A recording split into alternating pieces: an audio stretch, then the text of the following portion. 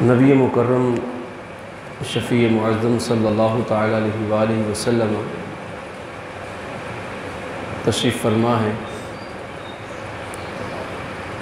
अस्हाब रसूल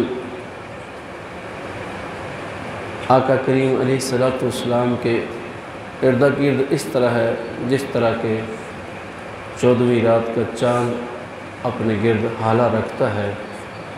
आका करीम अलैहिस्सलातु वस्सलाम तबस्सुम फरमा रहे हैं, मुस्कुरा रहे हैं और आका करीम अलैहिस्सलातु वस्सलाम के चेहरे अक़दस पर अक्सर तबस्सुम ही हुआ करता।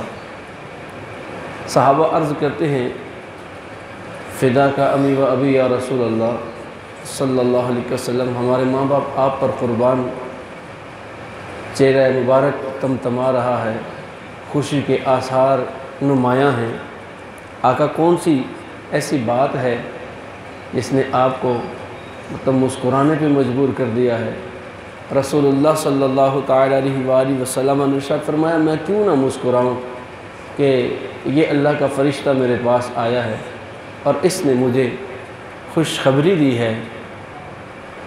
अल्लाह पाक जल्ल शानु इरशाद फरमाता है, महबूब जो तेरा उम्मती तुझ पे एक बार दुरूद पड़ेगा मैं उस पर 10 रहमत नाज़िल फरमाऊँगा, उसके 10 दर्जे जन्नत में बुलंद करूँगा, उसके 10 गुनाह मिटा दूँगा।